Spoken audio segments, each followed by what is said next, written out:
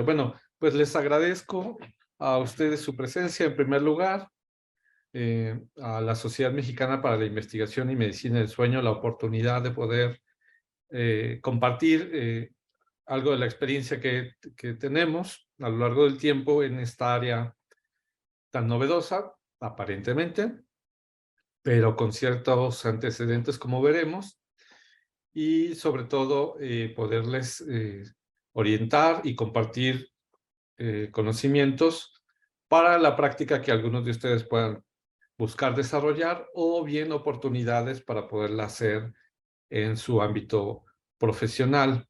Les agradezco mucho esta asistencia y sin más comenzamos. El día de hoy hablaremos de un tema que es la neuromodulación cerebral no invasiva, aspectos de investigación y herramienta terapéutica. Daremos un enfoque general con algunos protocolos y estudios que se han realizado y después nos enfocaremos a los trastornos de sueño.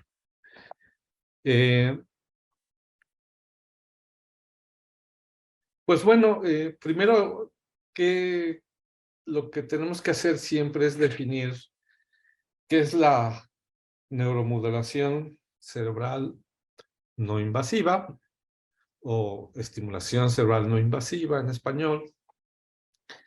Pues es un conjunto de técnicas de estimulación cerebral que tiene la primordial característica de ser, como su nombre lo dice, no invasivo. Esto es, no hay que hacer un trépano para meter un electrodo y estimular, no hay que hacer una cirugía para poder generar una estimulación directa, no hay que sedar al paciente para que se duerma y así podamos darle electroshocks, como en el caso de la terapia electroconvulsiva, sino que son herramientas que tienen un fuerte sustento tecnológico y que, conforme ha avanzado su desarrollo, han permitido aplicar estímulos, ya sea magnéticos y eléctricos, en el caso de la estimulación de corriente directa o alterna,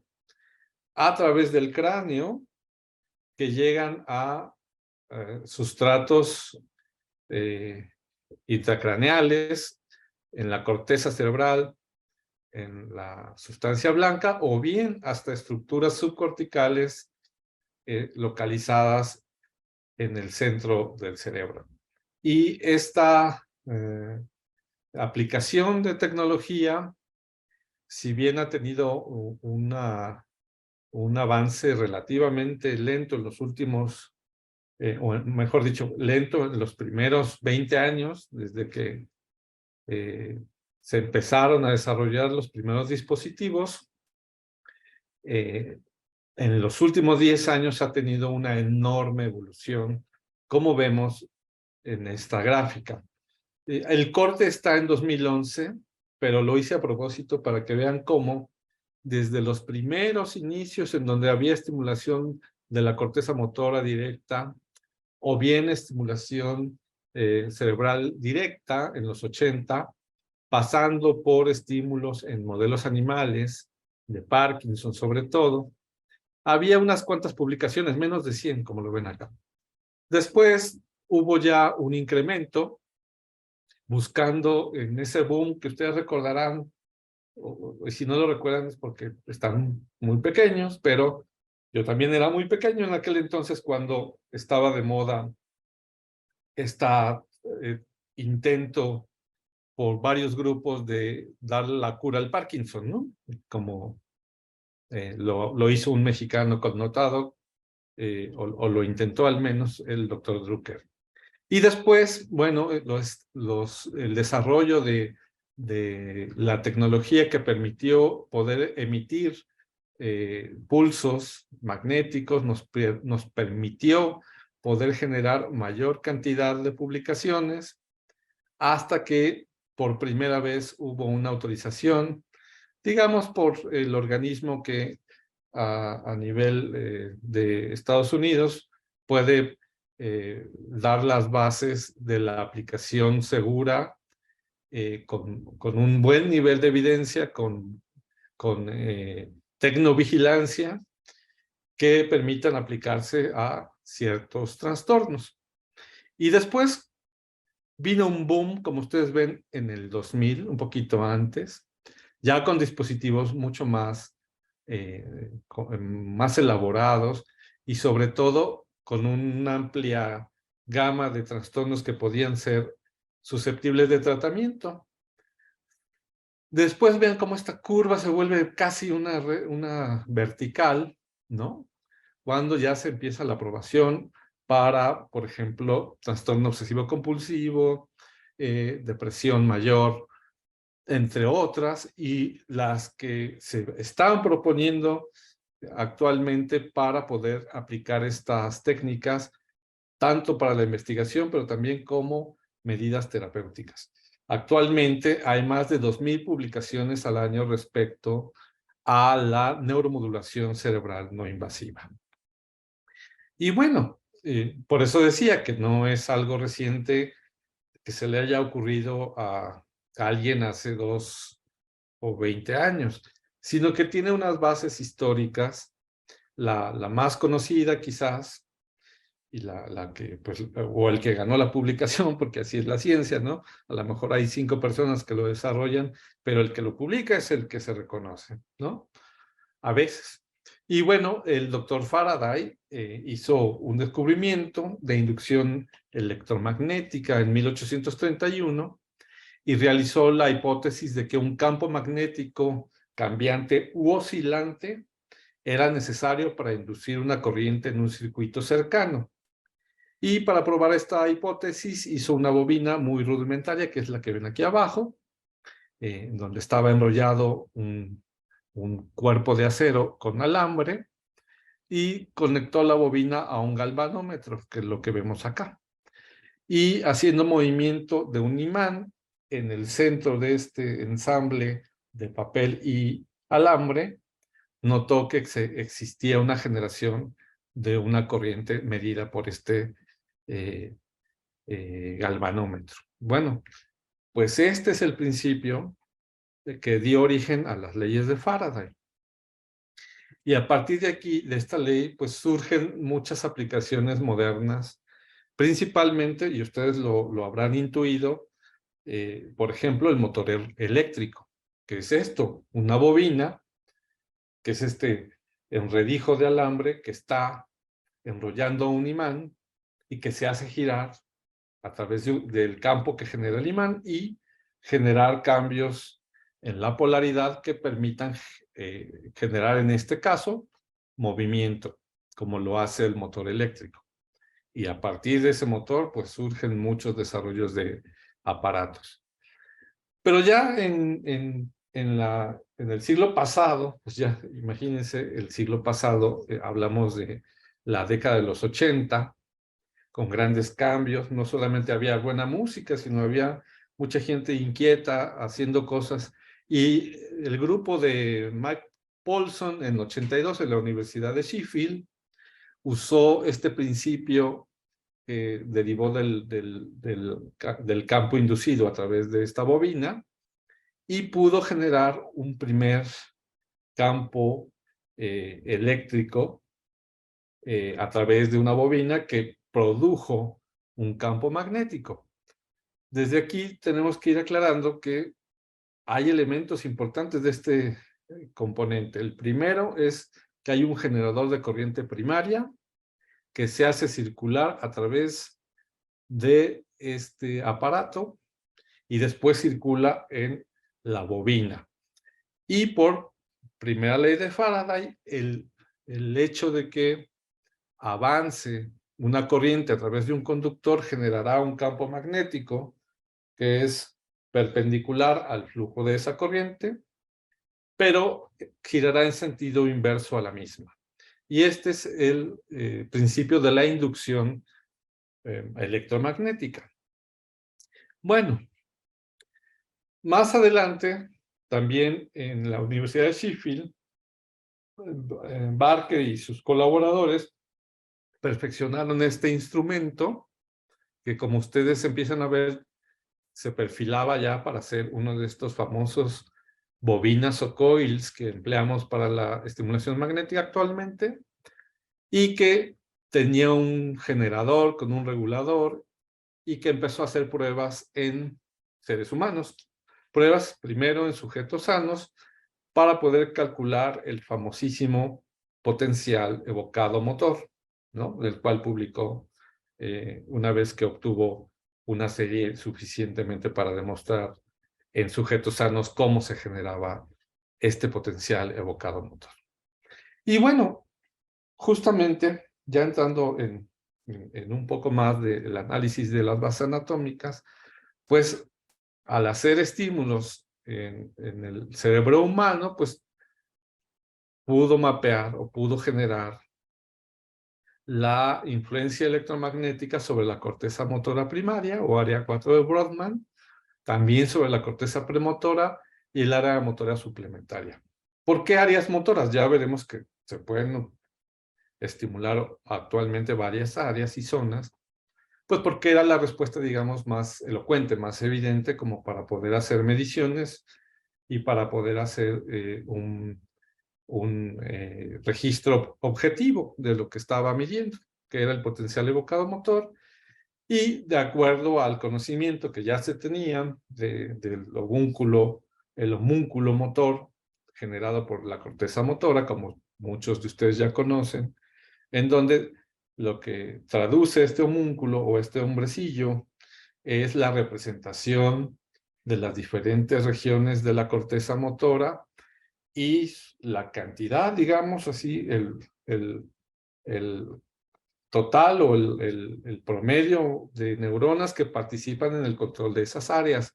La representación del homúnculo es eso justamente, decir cuántas neuronas participan para regular, en este caso, los movimientos en este hombrecito. Así nos veríamos si fuera literal la graficación de la representación cortical sobre el cuerpo, ¿no? Bueno, pero bueno, ciertamente ese conocimiento se fue desarrollando y pues ha servido también para poder establecer cómo funciona, en este caso, la vía piramidal o la vía corticoespinal. Y hay varias capas, ¿no? Capa molecular que tiene numerosas dendritas o axones terminales, tiene pocos cuerpos celulares. La segunda capa, que es de la parte más externa a la más profunda. La capa piramidal externa, que son células de tipo estrellado o en forma de estrellas, que son interneuronas GABAérgicas. Y es muy importante porque participan importantemente en la modulación de la inhibición cortical. La capa piramidal externa son células piramidales que son, al contrario, son activadoras y están mediadas por aspartato y glutamato, que son neurotransmisores activadores por excelencia. Las capas 1, 2 y 3 conectan a regiones corticales adyacentes e integran funciones corticales complejas, ¿no? Digamos que es el enlace entre las diferentes funciones de la misma corteza motora. La capa granular interna tiene numerosas células estrelladas y recibe la mayor parte de las señales sensoriales y hace la conexión con la otra corteza importante, que es la corteza somatosensorial. Y la capa piramidal interna, el tamaño de los cuerpos de las neuronas es más grande y va hacia el centro o las partes medias y centrales del cerebro, que finalmente son las que van a ir a conectar a las uniones en el tallo cerebral y después en la decusación piramidal hacia el lado opuesto de cada hemicuerpo. Y la última es la capa multiforme, que son neuronas fusiformes arregladas perpendicularmente a la superficie y son llamadas columnas corticales. Aquí está una gráfica histológica de estas columnas, tanto para el proceso eferente motor como para las fibras corticales aferentes, fundamentales para los mecanismos de regulación, de activación eferente e inhibición o señales de sensibilidad que permiten generar los diferentes tipos de movimientos en la corteza motora y la regulación de la sensibilidad periférica en la corteza somatosensorial. Y bueno, como todos ustedes saben, no puede haber un estímulo, no puede haber una conducción de un impulso nervioso sin la generación de un potencial de acción. Y bueno, podemos establecer que el fundamento de la neurocomunicación o de la comunicación interneuronal, además de la generación de un impulso, también es la propagación a través de axones y dendritas, ¿no? Mediado por canales de cloro, sodio, potasio. Y lo importante es que el potencial de acción va a ser la bomba de inicio que genere esta conductancia neurológica. Bueno, pues ustedes lo saben, se ha medido qué es lo que se necesita para generar este potencial de acción y hay que rebasar el umbral. El potencial de acción en reposo, ya lo saben, es de menos 60 milivoltios, pero para que se rompa, digamos, el reposo, tiene que pasar un umbral que es en los menos 40. Y a partir de ahí un proceso que llamamos, una vez que llega a este punto, la despolarización, que es la activación en general de esa neurona o de ese grupo de neuronas. Y una vez que ha despolarizado y genera esta señal, hay un fenómeno de repolarización. Y el fenómeno de repolarización se puede traducir como la inhibición en ese momento de la propagación del estímulo nervioso. Entonces es importante porque es el fundamento del funcionamiento de las terapias de estimulación o inhibición cerebral no invasiva. Y bueno, una vez que está polarizada la membrana, genera nuevamente la preparación para que pueda haber una nueva despolarización y así el ciclo está intercalándose de una manera continua todo el tiempo. Mientras estamos poniendo atención a esta charla, sus neuronas, tanto las de la corteza visual como de la corteza auditiva, se están activando para poder recibir estas imágenes, esta información, y otras están descansando mientras para que pues ustedes se concentren y puedan compartir lo que opinan respecto a la misma. Y así, una y otra vez. Bueno, para que se propague, debe haber un fenómeno importante, que es que el potencial que se genera, hay un potencial inhibitorio y un potencial excitatorio. Bueno, el potencial excitatorio presináptico no es suficiente para generar una propagación, sino que debe haber un potencial excitatorio posináptico, que va a ser la sumatoria de todos estos potenciales presinápticos y que va a permitir en general la propagación del estímulo nervioso y la comunicación interneuronal, ya sea regional o a distancia, como veremos en un momento más. Bueno, ya que se genera este impulso nervioso, ¿no? A través de los facilitadores, si el axón, si las vainas de mielina, si el campo magnético que se genera alrededor, increíble, pero se genera un campo magnético pequeñito, y esto va a generar una transmisión que se va a traducir en, dependiendo del grupo de neuronas, liberación de neurotransmisores. Liberación de neurotransmisores excitatorios, inhibitorios, fases de inhibición a través de excitación. Es un poco complicado, pero tiene que ver con que no siempre las neuronas que tienen neurotransmisores excitatorios excitan y viceversa, sino que depende de hacia dónde va el nodo de estímulo y cuál es el receptor. Si es una neurona inhibitoria, a pesar de tener su excitación, generará un estímulo inhibitorio. Y así, hablando de la corteza motora, pues ocurre este fenómeno hasta llegar al bulbo, o en inglés médula, y se decusará en las pirámides para ir a través de la médula espinal, en los haces sobre todo, medios y anteriores, para poder llegar a su órgano blanco, que es el músculo, y en este caso generar una respuesta motora. ¿Por qué es importante que hablemos de esto? Porque es el principio de la respuesta y de la conductividad neuronal. Ahora, el potencial evocado motor que Barker y sus colaboradores empezaron a medir tiene varias características, ¿no? Se genera entonces a través de un estímulo transcortical que va a generar mediante la graficación electromiográfica, una vez que sensamos los músculos a distancia, generará un registro y que ese registro nos podrá dar diferentes ondas o diferentes respuestas graficables en diferentes regiones. Por ejemplo, en la médula nos dará una onda que se llama onda D con sus réplicas I1 e I2. Y una vez que llega hacia el ganglio de la raíz, perdón, hacia el asta anterior de la raíz, se comunicará por la rama motora de la raíz cervical en ese punto, o lumbar o torácica. Recuerden que las raíces nerviosas se componen por dos haces, uno dorsal o sensitivo, que forma el ganglio de la raíz dorsal, esta bolita, y uno anterior o ventral, que es el motor.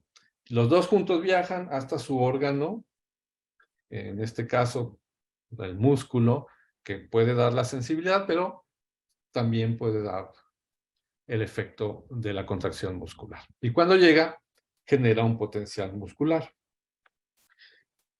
Este potencial muscular lo van a generar las motoneuronas corticales que se estimulan eléctricamente o magnéticamente a través del cráneo. Y para realizar esta prueba o la obtención del potencial evocado motor se basa en la medición de las latencias absolutas y relativas del potencial de acción muscular compuesto, una vez que se ha generado la contracción muscular. Por ejemplo, en el nervio mediano o el peroneo, por la estimulación de las neuronas motoras corticales superiores y la raíz ventral o anterior. ¿Con qué objetivo? Para detectar anormalidades en la conducción, midiendo la latencia absoluta y relativa del potencial de acción muscular compuesto, o PAOM, o potencial de acción del nervio mediano o peroneo, o cualquiera que estemos registrando, de las neuronas motoras corticales superiores y cordones anteriores. ¿Cómo lo hacemos? Bueno, los pacientes o los sujetos a los cuales hacemos esta prueba nos ayudan a hacer diagnóstico, pronóstico del curso y eficacia del tratamiento de trastornos que afecten primaria o secundariamente las vías corticobulbar o espinal, y no se pueden diagnosticar solamente con el examen neurológico, sino que debemos hacer un estudio instrumentado para poder evaluar esto, y en eso consiste el potencial evocado motor. Lo podemos obtener mediante el paciente despierto o bien dormido, o lo podemos hacer con el paciente sedado, sobre todo si va a ser intervenido quirúrgicamente, y aquí aplicamos estimulación eléctrica transcraneal. Raramente en sujetos comatosos y muy escasa o preferiblemente no, en menores de 2 años de edad, ante el riesgo de generar alguna lesión. ¿Hay contraindicaciones para realizar esta prueba? Bueno, si el paciente, en general la estimulación transcortical, pues si el paciente tiene un marcapasos, sobre todo si es un marcapasos de los que no tiene la capacidad de poderse apagar, como los viejitos. Estimulador eléctrico vesical o espinal. Aquí una vez estimulando, su servidor quemó uno. Bueno, ya después les cuento qué pasó. Historia de trauma o trepanación craneal recientes, epilepsia activa, Y ya veremos, ¿no? Porque hay reportes que dicen que se puede aplicar en pacientes epilépticos con cierto grado de seguridad, siempre y cuando esté controlada la epilepsia. Ya lo discutiremos más adelante. O bien, si existe la presencia de cuerpos extraños, implantes, estimuladores, coils o algún otro objeto metálico. Ojo, no es que se vaya a salir botado como una moneda con el impulso magnético, sino que estos instrumentos, sobre todo si son muy viejitos, se pueden calentar. Hay cierto grado de, digamos, estímulo ferromagnético que puede generar que se calienten esos aparatitos o instrumentos y puedan generar algún tipo de daño. Tampoco hay mucho seguimiento y evidencia al respecto. Pero bueno, regresemos entonces al mecanismo de acción ya de la neuromodulación en general. Hablamos del potencial evocado motor porque fue el primero, digamos, que se pudo medir con objetividad. Y después ya otras pruebas en donde ya participan diferentes regiones del cerebro. Pues en términos generales, hablamos de neuromodulación cerebral no invasiva para dos métodos fundamentales: la estimulación magnética transcraneal y la estimulación de corriente directa transcraneal. Bueno, estos son los esquemas de más o menos cómo funcionan. La primera utiliza una bobina o coil que se coloca sobre el cráneo, como lo vemos en la fotografía y en el esquema, idealmente mediante una localización de neuronavegación, en donde podemos observar, si tenemos mucha suerte y el paciente cooperó pagando su estudio, una resonancia de él mismo, en donde podamos localizar la zona que queremos estimular. O en muchos casos, una resonancia, digamos, precargada. Y entonces se localiza el punto que queremos estimular y colocamos el coil de esta manera. Esto generará un campo magnético que estará preprogramado con el equipo, en donde en muchas ocasiones se emplean pulsos magnéticos de hasta 1 Tesla. Pero únicamente llegará a la corteza más o menos el 30% del estímulo primario o inicial. Para eso hay que se solicita, el cálculo del potencial evocado motor o del umbral motor. Esto es la respuesta motora mínima registrada con la menor cantidad de estímulo posible. Esto es, nosotros regulamos el estímulo con el equipo y vamos calculando hasta qué punto tenemos una respuesta motora graficable. Y ese punto de estímulo es el umbral motor.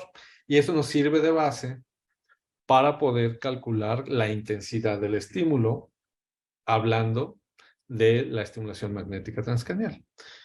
Entonces, como decíamos, generamos una corriente eléctrica primaria que se va a transformar en un campo magnético que atravesará el cráneo y las estructuras subcraneales hasta llegar a la corteza y sustratos subcorticales, o no. Y entonces se generará una corriente eléctrica, o mejor dicho, electroquímica secundaria en la corteza y que está relacionada con los estratos de los que hablamos al inicio en las bases anatómicas. Entonces, para que vean que sí es importante conocerlas. Y bueno, a partir de ahí modularemos, dependiendo del protocolo que estemos por emplear, la región que buscamos estimular, o bien el efecto que buscamos obtener localmente o a distancia, como lo veremos más adelante. Y hablando de la estimulación de corriente directa transcraneal, pues entonces lo que tenemos es la generación de un pulso, o más bien de una corriente eléctrica que atravesará a través de un estimulador y un registro la corriente, como lo vemos en la gráfica. Es, digamos, más simple. Mientras que aquí hablamos de inducción magnética, aquí estamos hablando de estimulación eléctrica directa. ¿De acuerdo? Y bueno, vamos a hablar del mecanismo de acción propiamente del estimulador eléctrico transcranial. Entonces, como vimos en la primera imagen, hay dos electrodos adheridos a la cabeza, conectados a estímulos de corriente directa. Hola, hola, hola. Sí, sí. Alonso. Hello, hello. Alonso. Eso, listo. Entonces, está conectados a este generador de corriente directa, y la corriente circula entre un ánodo positivo y un cátodo negativo. ¿Sí?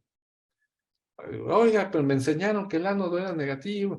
Aquí es así, ¿ok? Entonces, el ánodo es positivo y el cátodo es negativo, y fluye de ánodo a cátodo. La corriente directa fluye a través de la corteza cerebral, genera un campo eléctrico muy amplio, y luego va a ingresar al ánodo y sale por el cátodo. Y ahorita vamos a ver cómo está esto. Entonces, tenemos entonces el estímulo, que como dijimos también en las bases neuronales de la generación del impulso a través de la despolarización, el ánodo, por donde entra la corriente, va a incrementar la excitabilidad y por lo tanto la plasticidad o el fenómeno que queramos generar, ¿no? Y será excitatorio. Mientras que el cátodo o la zona de salida tendrá un efecto inhibitorio, porque estará fomentando una hiperpolarización, y entonces disminuye la excitabilidad o la plasticidad neuronal. Por eso, si se dan cuenta, y me voy a regresar, son movibles, y eso es importante, porque si queremos generar un estímulo en una zona en particular, ponemos el ánodo. Y si queremos inhibir otro en otra zona, ponemos el cátodo. Y son, como ustedes podrán imaginar, muy maleables. Este es un esquema, una foto muy todavía rudimentaria. Hay equipos mucho más modernos. Bueno, ¿vamos bien? Sí, yo no sé si se permiten preguntas ahorita o no, o más tarde, o quién sabe, pero pues es el tiempo de ustedes. Apenas llevamos 40 minutos. Como usted prefiera, doctor. Bueno, pues si hay algún voluntario valiente que quiera preguntar algo hasta ahorita, con todo gusto. Entonces tomo agüita. Si llegaran a tener alguna duda, pueden solicitar la palabra o bien anotar la pregunta en la caja de chat y con gusto la atenderemos. Pues bien, seguimos entonces. Muy bueno. Ahora, ya habíamos hablado de este mecanismo de acción para la estimulación magnética transcranial, ¿no? Es importante que recuerden que el estímulo que llega, el estímulo final que se genera, no es magnético, es eléctrico, y es una corriente eléctrica secundaria, generada o mediada por el campo magnético, que generó una corriente primaria. Es importante ese concepto, ¿no? Porque pues, uno diría, le he hecho un imán y le pongo un imán y con eso ya la hice. No, no funciona así. Recuerden ese concepto. Bueno, ustedes, si no lo saben o lo habrán leído o tendrán el concepto preestablecido de que hay dos formas de estimular a través de estimulación magnética transcranial. Una es generando un impulso excitatorio con frecuencias mayores a 1 Hz, en realidad son mayores a 10 Hz, o un efecto inhibitorio por frecuencias menores de 1 Hz. Y nos vamos otra vez a lo celular, en donde lo que estamos haciendo es, a través el efecto inhibitorio, promover la hiperpolarización. Al promover la hiperpolarización con este campo o con estímulos de baja frecuencia, inhibimos la propagación de un estímulo y por lo tanto el fenómeno será inhibitorio. Cuando aumentamos la frecuencia de estímulo a través de el programa que nosotros establecimos en el estimulador magnético, pues promovemos la generación de una propagación de el impulso eléctrico, es decir, un fenómeno de excitación. Pero como en la vida no todo es negro y blanco, pues hay grises, ¿no? Y entonces, ¿qué ocurre con los grises? Pues ocurre esto, y ni modo, pues tenemos que entrarle para poder extraer lo que más se pueda de entender qué es lo que pasa. Bueno, aquí Salinas y Lancaster propusieron un modelo de 3D de cómo se generaba el campo magnético, ¿no? Y hasta dónde podía llegar en cuanto a la profundidad del estímulo, porque ustedes dirán, bueno, pues si yo quiero estimular el núcleo subtalámico, por ejemplo, en el caso de la enfermedad de Parkinson, pues que a lo mejor quiero saber si llega al campo magnético. Bueno, veremos que no es tan simple. ¿Qué ocurre? Bueno, este campo magnético se genera, llega a la corteza y una vez que llega, no llega a tangencial, o depende de cómo lo coloquemos, pero si ustedes recuerdan cómo es la corteza, es como esta, ¿no? Pliegues sobre pliegues, profundidades y valles y picos. No es una superficie plana. Por lo tanto, el efecto que tiene, si ya quedamos que se podía generar un campo eléctrico secundario mediante estas actividad magnética, tendría que estar entonces en un plano perpendicular y no lo está, al menos no todas las neuronas. Sin embargo, el cálculo que hicieron estos muchachos matemáticos fue que al asignar una conductividad aparentemente uniforme, o sea, un estímulo magnético uniforme, le puso sigma, a cada conductor homogéneo, es decir, a cada región en donde no haya variabilidad, ¿sí? Vemos que su densidad de corriente macroscópica, o J vector, debe ser equivalente a la ley de Ohm. Y ahí nos rescatan, porque quién sabe qué trataron de decir con esto, pero una vez que lo convirtieron a la ley de Ohm, pues ya más o menos lo entendemos. Pues la ley de Ohm dice que la tensión o voltaje es igual a la corriente por la resistencia. Esto es que tendremos una tensión o un voltaje que será el resultado de multiplicar la intensidad de corriente por la resistencia, y la resistencia está mediada por todos los elementos que impiden la conductividad de la intensidad. Y por lo tanto, ¿qué pasa? Si hay una intensidad con una resistencia muy baja, pues el voltaje será muy bajo, ¿no? O más bien, si la resistencia es muy alta, el voltaje será también muy alto. Está complicado, pero aquí está la solución. Aquí está la fórmula matemática. Quien la quiera revisar, con todo gusto, les aseguro que es real.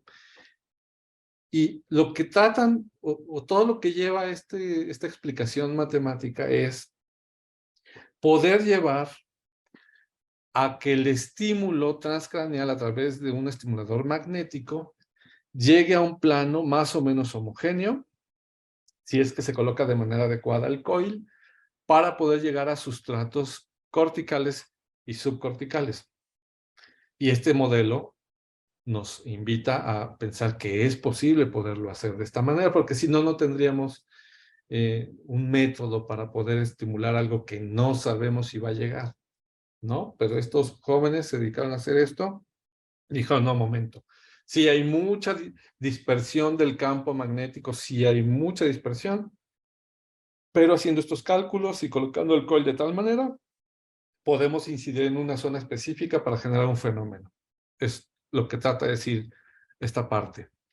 Y bueno, a partir de eso, ya sabemos que no solamente vamos a tener una respuesta motora como al principio en la historia, y todavía lo aplicamos actualmente para varios fenómenos que veremos también más adelante, sino que podemos inducir el campo magnético para generar una respuesta electroquímica secundaria en las cortezas para diferentes funciones. La función psicomotora en la corteza fronto-dorsolateral. Para la función cognitiva, varias áreas, el área temporal, el hipocampo, la generación de la corteza motora suplementaria, para las cuestiones emocionales, el cíngulo, la corteza de asociación, la inhibición cortical, la neurodegenerativa, la neurovegetativa, para regular cuestiones muy básicas como el apetito, la fatiga y los trastornos de sueño hacia áreas centrales del hipotálamo y de las regiones que están involucradas en la regulación de los ciclos de sueño y vigilia, por ejemplo. Entonces, este esquema nos amplía mucho la visión, digamos, más reciente o más postmoderna de lo que significa la modulación con estimulación magnética. Pero bueno, aquí hagamos una pequeña pausa. Y a todos los que nos acompañan, muchas gracias. Que ya son 23, ya se fueron 2 que dijeron, ya se me va a acabar la novela. Pues miren, ciertamente la intención es generar un cambio a través del estímulo magnético, como ya lo explicamos. Sin embargo, esto no es tan localizado. El efecto no es tan regional, sino que conociendo que hay diferentes sustratos a través del cerebro con diferentes fenómenos de activación e inhibición, podemos llegar desde sustratos corticales a subcorticales sin necesidad de que llegue el estímulo hasta abajo. Es decir, esa idea de que tengamos que dar un estímulo tan profundo como para alcanzar sustratos subcorticales profundos, no es necesariamente tan cierto si sabemos estimular, si sabemos localizar los nodos que están conectados a este fenómeno de inhibición y excitación subcortical, una vez que aplicamos un estímulo a través de la corteza. Entonces es importante que lo consideren. Muy bien, pues aquí tenemos un esquema muy interesante del campo de activación tanto de la estimulación magnética aquí en A y la estimulación de corriente directa. Y como ven, pareciera que el campo de activación es más focalizado en la estimulación magnética transcranial que en la estimulación de corriente directa. Y tiene su razón de ser, porque si está a distancia el ánodo del cátodo, pues se genera un campo magnético, perdón, un campo eléctrico más amplio. Pero eso no quiere decir que no pueda generar un efecto inhibitorio o excitatorio, dependiendo, a pesar de tener este campo más amplio, ¿no? Y con los nuevos aditamentos en donde podemos hacer estimulación eléctrica transcranial, registrando las zonas de activación con electroencefalografía incluida en algunos equipos, pues podemos saber qué zona está más o menos activada.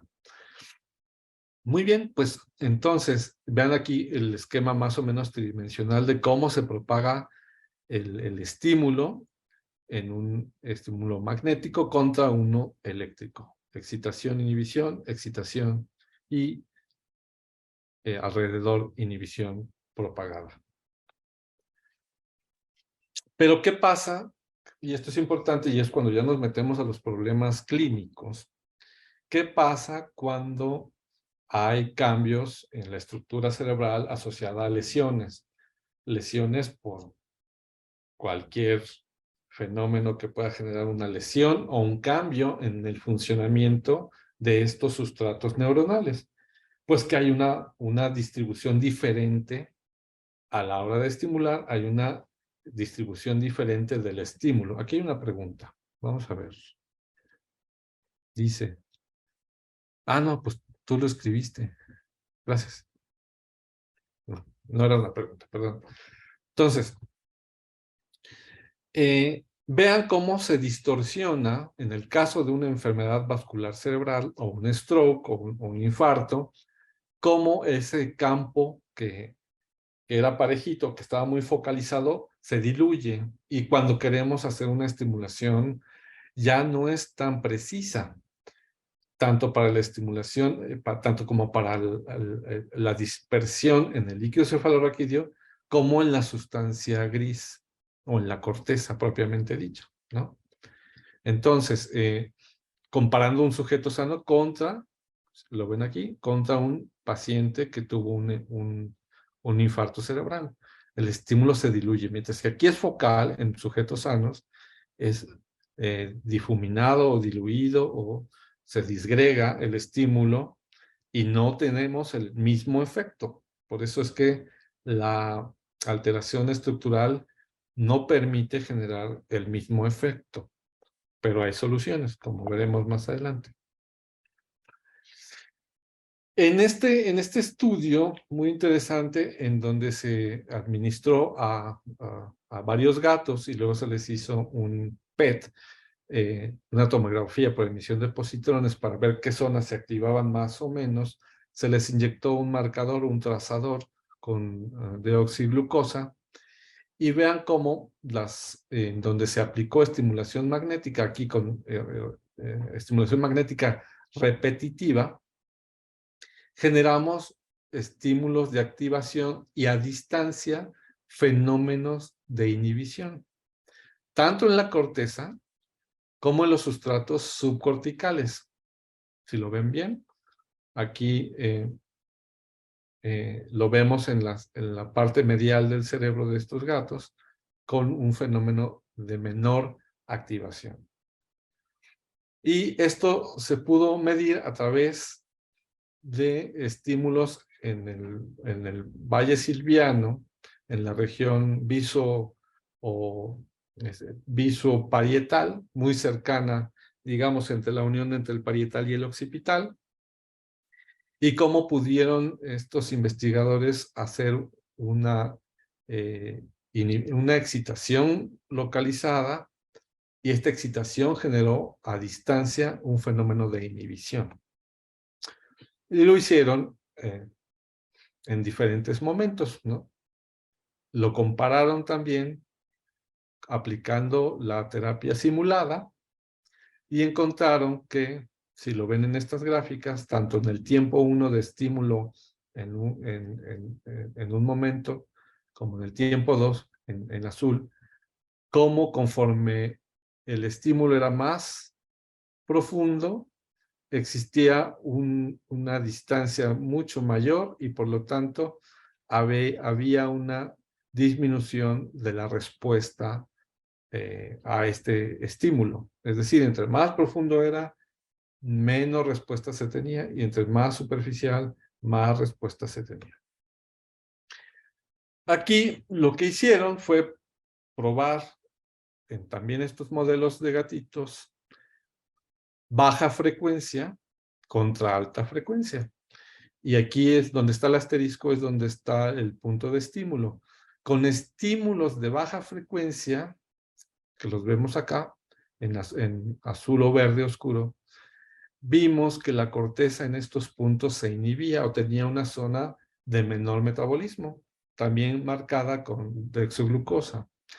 Y si se estimulaba con estímulos de alta frecuencia, aumentaba el metabolismo en estas regiones. Nada más para que pues, puedan observar que se puede generar tanto un fenómeno de inhibición como de excitación en la aplicación de esta terapia, de la estimulación magnética transcranial. También se puede inducir una amplificación de la respuesta electrocerebral en este caso medida con una electroencefalografía, en las zonas en donde se está realizando estimulación magnética, ¿no? Y este fenómeno que se ve graficado aquí, si ustedes observan bien, donde se estimula o del lado que se estimula se amplifica el voltaje y del lado que no se estimuló, pues no se amplifica el voltaje, sirve como un hallazgo para poder ser una guía o un marcador biológico, en este caso la electroencefalografía, para poder hacer protocolos asociados al incremento de la actividad. Claro, a mayor voltaje, menor frecuencia. Aquí, en esta prueba, se vio que sí se podía aumentar el voltaje o la amplificación del voltaje, pero como consecuencia había una reducción de la frecuencia. ¿Como en qué fenómenos? Por ejemplo, en el sueño. Y lo veremos en un momentito más.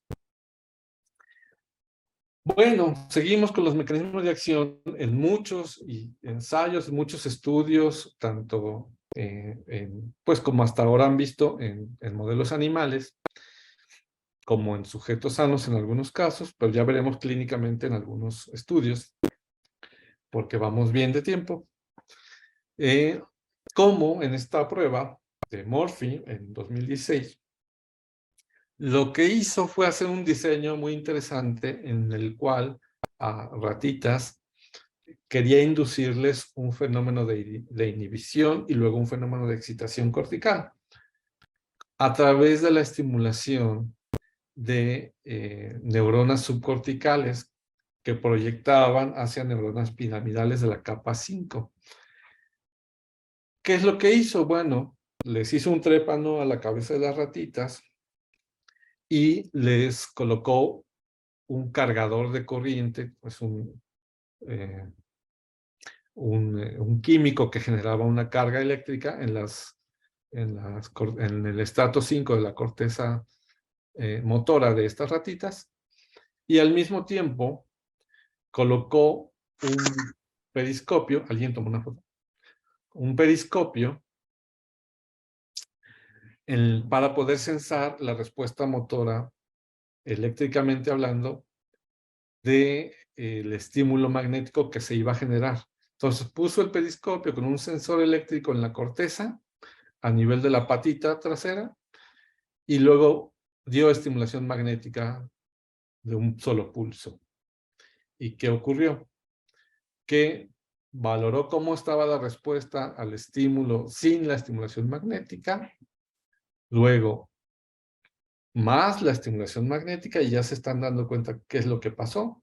Hubo una reducción del voltaje de la respuesta motora mediante este diseño, y lo midió y lo analizó y vio que efectivamente cuando daba el estímulo directo sin estimulación magnética, había una respuesta, la respuesta biológica esperada, pero cuando dio estimulación magnética de pulsos simples, en los promedios, en la comparación de promedios, observó que había una reducción significativa del potencial evocado motor. Entonces, otra prueba más del fenómeno de inhibición. ¿Y qué pasó cuando hizo lo mismo, pero ahora estimulando? Cuando hizo la estimulación, digamos, con pulsos de baja frecuencia, observó que tenía el mismo fenómeno inhibitorio, y cuando empezó en ese mismo ratita a dar estímulos de alta frecuencia, vio que existía un incremento del potencial evocado motor. Y entonces demostró la diferencia entre la inhibición y excitación mediante pulsos de baja y de alta frecuencia. Bueno, ¿qué es lo que debemos considerar como parámetros de medición cuando damos estimulación magnética? Pues hay que valorar el tiempo en que se integra el potencial evocado. No es latencia, es latencia, perdón, aquí. Y ese tiempo lo podemos medir, lo podemos precisar y podemos saber si está alterado o está en rango normal. También el tiempo de conducción central, que se mide desde los relevos. Al dar el estímulo cortical, hay relevos cervicales, hay relevos lumbares, hay relevos en puntos periféricos y hasta que llega al punto. Cada relevo tiene su valor normal y también medimos ese tiempo de conducción central. El umbral motor, que ya lo explicamos, que es la respuesta motora mínima necesaria para generar el potencial graficable mediante un estímulo, el mínimo estímulo cortical. Que puede estar aumentado o favorecido o facilitado o inhibido o reducido. Y el periodo silente, que es el tiempo que transcurre entre la generación de un potencial evocado motor a otro. También este periodo silente puede estar prolongado o puede estar reducido. Claro, pues, también puede estar normal, ¿no? A ver, si tiene, ¿cuáles serían las ventajas de aplicar estimulación magnética contra estimulación directa? ¿En qué caso se recomienda una u otra? Y esto lo pregunta Hilda. Bueno, ya lo veremos porque todavía no llegamos al aspecto clínico y lo veremos, Hilda, y ahí creo que le puedo contestar. Y nos dice también Hilda, ¿verdad? ¿O no? ¿Quién? ID o ID, nos dice su nombre. No, sí, Beatriz, perdón, Beatriz. Los PEM, es válido tomar el tiempo de conducción central motor con la onda F correspondiente al... ya sé quién es, ya sé quién es. Ahorita lo discutimos, Beatriz. Claro que sí. Bueno, hasta ahí vamos bien. Seguimos. Ahora sí ya vamos con la utilidad clínica. Ahora sí ya vamos con la utilidad clínica. Sí, gracias, Beatriz. Bueno, ¿por qué? Una vez que conocemos esto, ¿qué utilidad clínica le podemos dar? Y sobre todo, analizando por patologías o por trastornos, en dónde y cómo podemos aplicar la estimulación magnética o eléctrica transcraneal. Bueno, cuando hay una pérdida del equilibrio neurofuncional, y ahí hay muchas patologías, ya sea que la patología se trate de un fenómeno de hiperactividad neuronal, como en la epilepsia, la esquizofrenia, trastorno obsesivo compulsivo, o un fenómeno de disminución de la actividad neuronal, como en secuelas de BC, como en algunos estadios del Parkinson, como en algunos fenómenos asociados al mal dormir o el insomnio, ¿no? Y esto va a generar una disfunción cerebral. Y al final lo que va a afectarnos es la calidad de vida en global, nos generará trastornos conductuales, trastornos cognitivos, depresión, trastornos del dormir, alteraciones de la coordinación motora, fenómenos como crisis convulsivas, etc.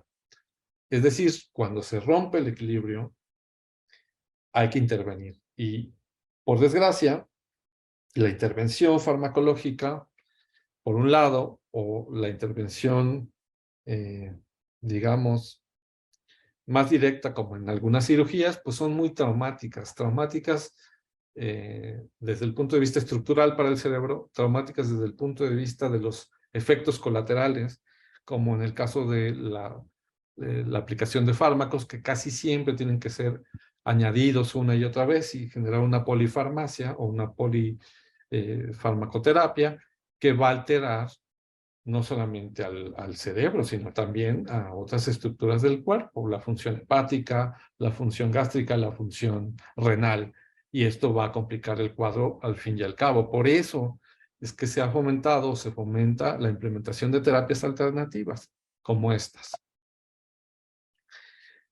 Y bueno, lo que decíamos, si vamos a dividir los grupos de trastornos en los cuales puede ser factible aplicar estas terapias, pues tendremos que hablar de aquellas que cursan con hipoactividad y aquellas que cursan con hiperactividad en su sustrato. ¿Qué ventajas tiene el tratamiento con estimulación magnética o eléctrica? Pues la que las define es que no es invasiva, que estas terapias no causan efectos colaterales sistémicos comparados al menos con los que sí generan los fármacos, que es un tratamiento observado, por lo que el apego es completo.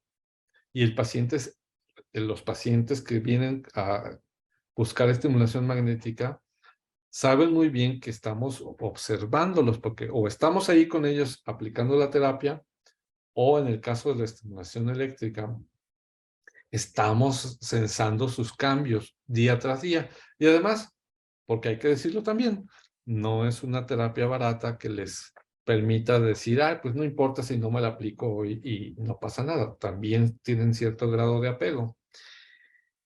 Y puede aplicarse de manera ambulatoria, no ambulatoria, sino ambulatoria, mientras que por completo, por ejemplo, la estimulación, como dijimos, la terapia electroconvulsiva necesita,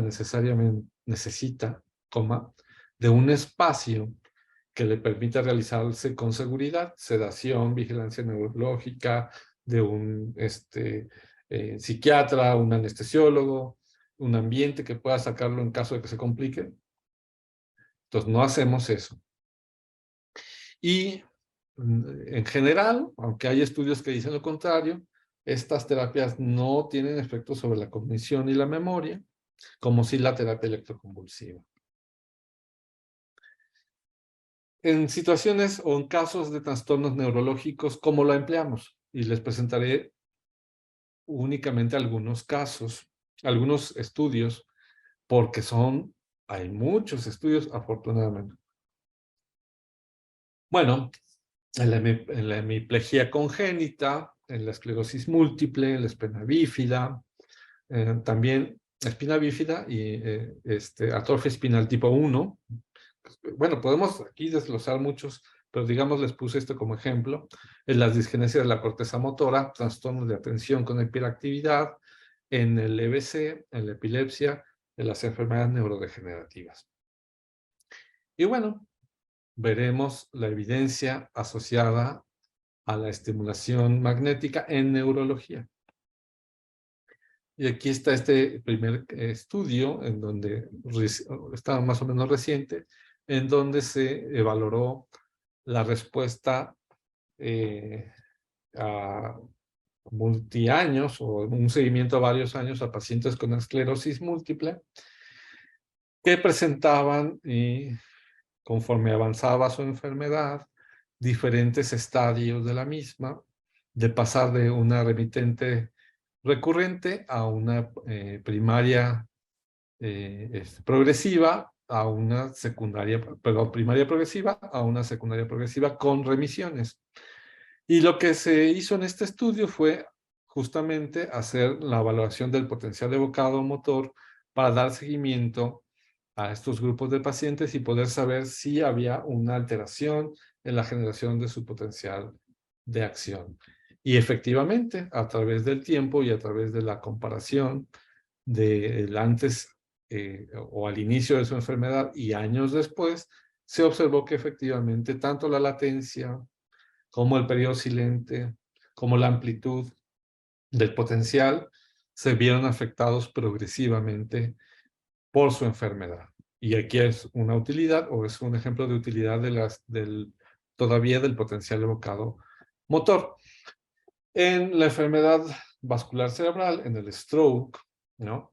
Como en este estudio, para ver cómo había cierto grado de recuperación aplicando potenciales evocados motores, pues se aplicó en las primeras semanas de haber tenido el infarto este grupo de pacientes y se observó que había una respuesta, digamos, limitada en el basal hasta los 24 días. Y después hubo una pequeña mejoría medida a través del potencial de evocado motor en el porcentaje en dos diferentes grupos musculares. En el primer interóseo dorsal y en el bíceps. Y aquí se observó que si bien el paciente hemipléjico al principio no mejoraba nada, al contrario hasta empeoraba, progresivamente conforme avanzaba el tiempo se pudo observar cierto grado de mejoría, no una recuperación al 100%, pero sí un grado de mejoría que permitía establecer un pronóstico. Y si algo agradece un paciente con alguna secuela neurológica es saber qué le va a pasar o cómo va su enfermedad. Muy bien. En este otro estudio, un poco más de cognición social, por ejemplo, se le sometía al grupo de pacientes o de sujetos, porque estos no eran pacientes, que revisaran la expresión facial de tres formas: caras felices, caras neutrales y caras con miedo. Y bueno, se analizó cuando se estimulaban la corteza interlado derecha e izquierda, la corteza motora, y se observó que las respuestas digamos, en el primer momento de estimulación, o en la primera prueba de estimulación, aumentaba el potencial de evocado motor en las respuestas, tanto en la felicidad, tanto perdón, no tanto en la expresión neutral, y sí mucho en el miedo. Pero después de cierto tiempo, hasta 150 y hasta 300 milisegundos después, este fenómeno ya no ocurría. Es decir, parte de lo que se puede evaluar aquí es la respuesta instantánea al estímulo, una vez que se aplicó estimulación magnética, que después se pudo, digamos, adaptar el sujeto. Y aquí en este cuadrito les muestro cómo se afectan los parámetros o los marcadores biológicos en la estimulación magnética transcraneal.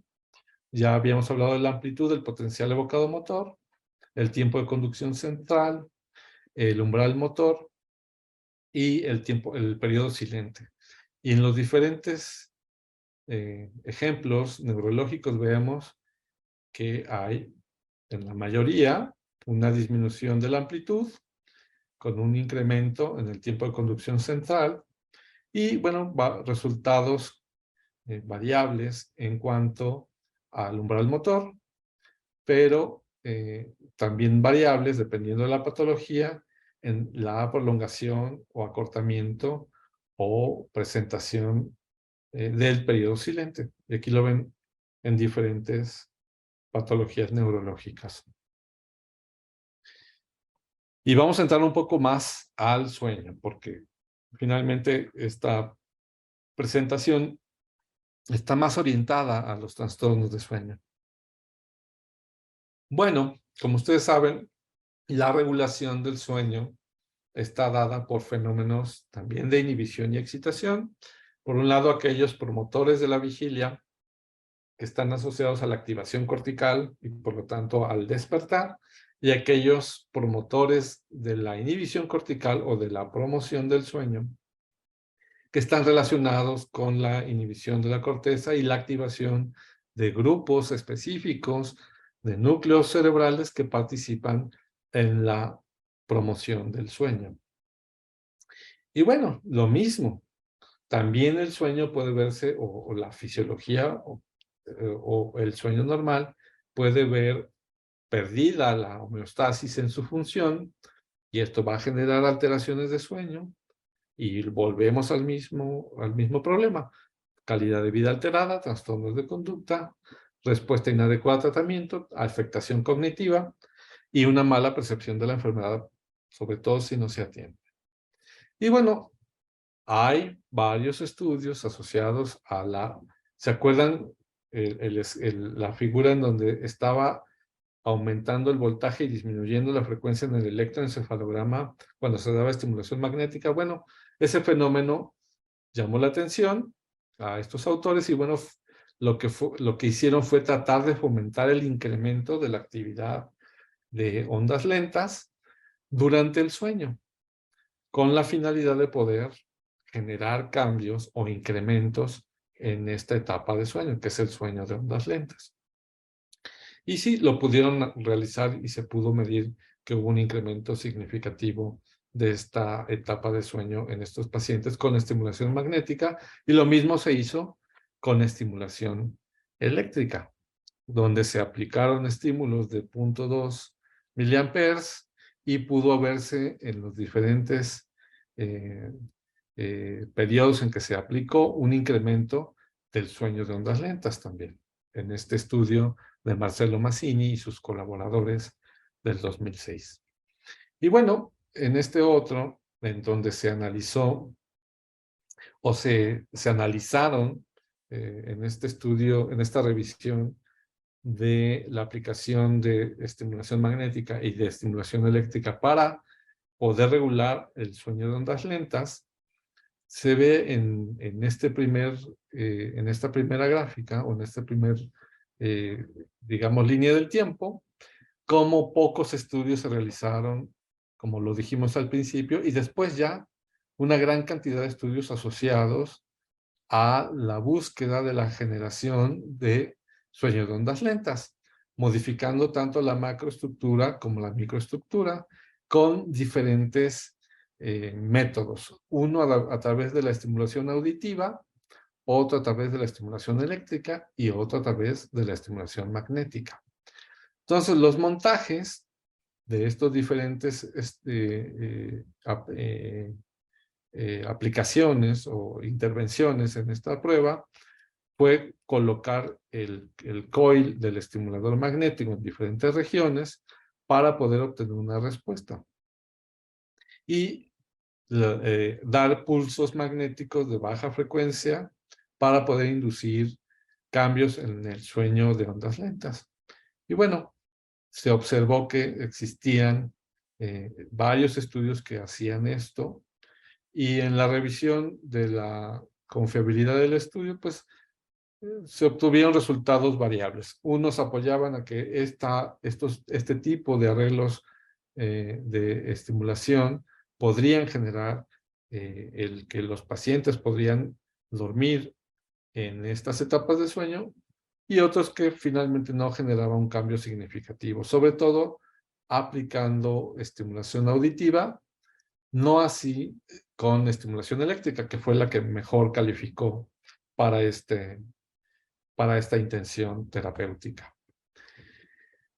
Bueno, otro estudio, este estudio de Ayanman Pidi, que también es reciente, más o menos de 2022, analizó en diferentes grupos el estímulo eléctrico transcraneal y midió en pacientes insomnes los dos principales marcadores de insomnio, que son el tiempo de sueño o el tiempo total de sueño y la latencia del sueño. ¿Y qué encontró?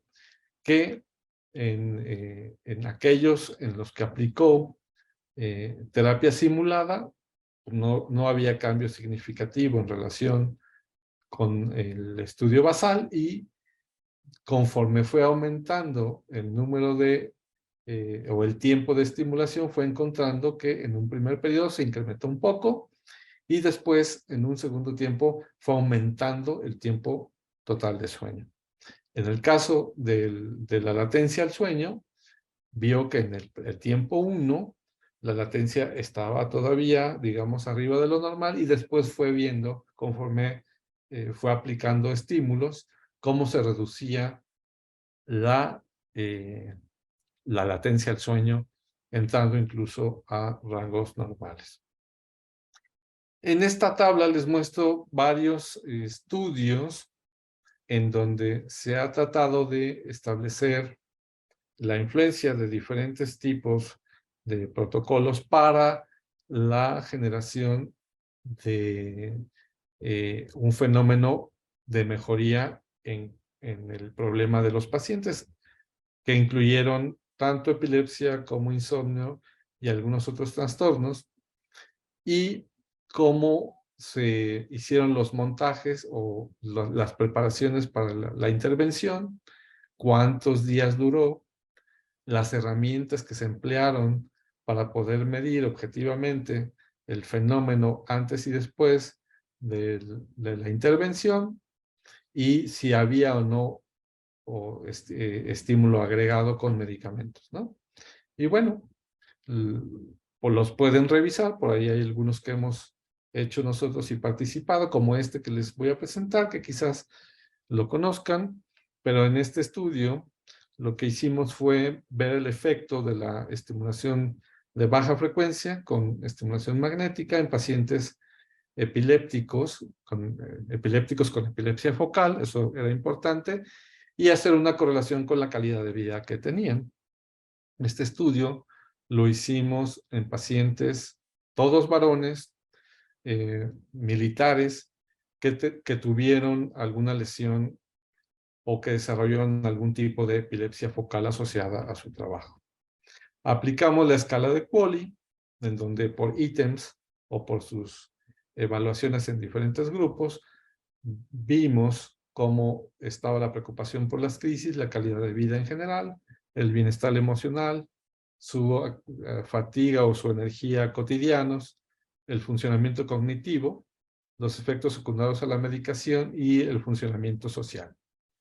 Y vimos que en el QOLI, entre más alto sea el puntaje de los pacientes epilépticos, pues menor calidad de vida tienen. Nuestro media de QOLI en estos pacientes fue de alrededor de 40 puntos. Pero una vez que intervenimos y que pudimos tener en nuestra estimulación posterior, tuvimos una disminución importante del QOLI. Ahora, en cuanto a los principales variables de sueño, el tiempo total de sueño, también comparando medias, observamos que antes de la intervención o antes de la estimulación magnética, teníamos alrededor de 300 minutos de sueño, más o menos en este grupo de pacientes epilépticos. Y después de aplicar la intervención, alcanzamos arriba de los 400 minutos. Todos los estudios que se hicieron fueron de 8 horas, estudios polisomnográficos, y se estandarizó la prueba aplicándolos con un solo equipo antes y después. El tiempo total de vigilia, una vez que inició el sueño, vimos que estaba incrementado antes de la intervención y después bajó incluso hasta menos de 50 minutos en promedio en estos pacientes. Entonces hubo una reducción también importante del tiempo de vigilia. La latencia del sueño, una latencia altísima de casi 1 hora para quedarse dormidos, y después de la estimulación tuvimos un promedio de menos de 10 minutos en estos casos. La eficiencia del sueño, que es esta relación entre el tiempo que pasa un paciente metido en la cama y el tiempo que realmente duerme, pues también vimos que se incrementó. Rondaba antes de la intervención los 65 por ciento de eficiencia de sueño y posteriormente alcanzó casi el valor normal de 90, un poquito abajo del 90. Y la vigilia, una vez iniciada el sueño, también vimos que se redujo significativamente a valores casi pues, normales.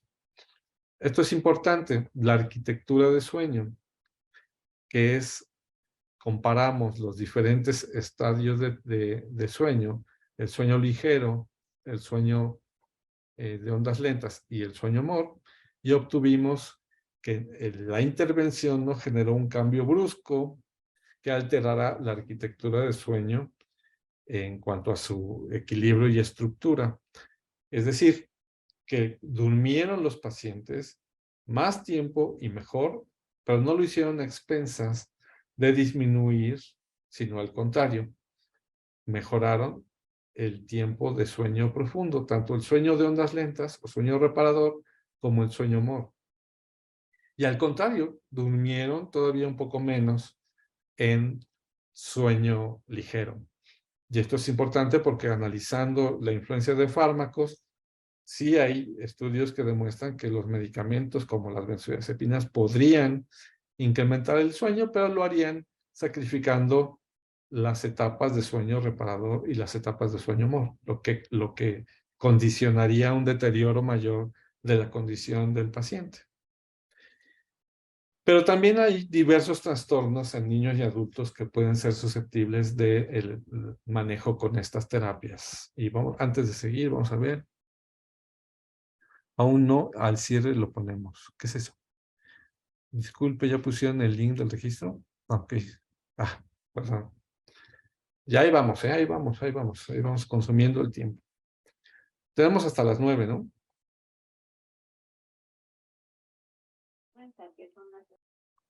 Bueno, ahí vamos.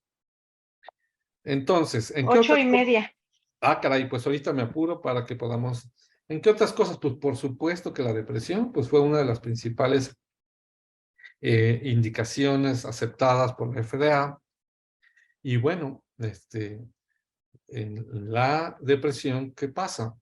La depresión está asociada muy frecuentemente en pacientes que tienen insomnio. Y bueno, el fenómeno del insomnio está asociado a una excitabilidad intracortical perturbada, como ustedes saben y han visto. Y esto genera el estado de hiperexcitación de la corteza cerebral, lo que afecta la actividad metabólica, la respuesta hormonal y en consecuencia la calidad de sueño. Hay varios estudios en donde se ha visto que el sueño es fundamental para poder evitar que haya una propagación o un deterioro mayor de los trastornos, por ejemplo, el síndrome de piernas inquietas, en el Parkinson, en el dolor crónico, en la ansiedad, por supuesto que en el abuso de sustancias y en la depresión.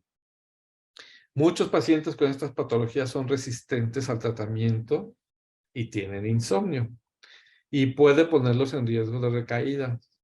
El que no duerman aumenta el riesgo de desarrollar ideación suicida. Entonces, sí es fundamental que podamos inducirle sueño a los pacientes deprimidos.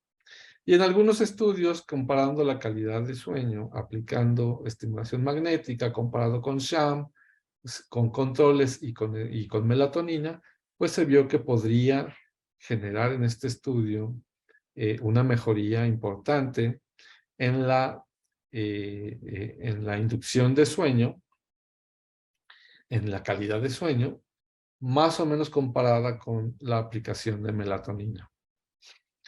En otros trastornos, por ejemplo, en el trastorno del espectro autista y la aplicación de estimulación magnética, pues se ha visto que ha tenido un efecto importante para alterar la inhibición cortical de la activación de interneuronas GABAérgicas, que son las que generan la inhibición de la activación neuronal, dando por resultado la mejora del equilibrio entre la activación y la inhibición de estos pacientes.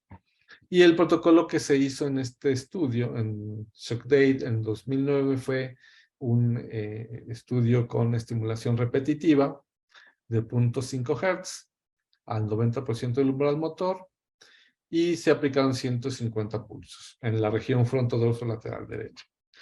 ¿Qué encontraron los autores? Una mejoría desde el inicio hasta el post-tratamiento en comportamientos restringidos, repetidos y compulsivos de este grupo de pequeños.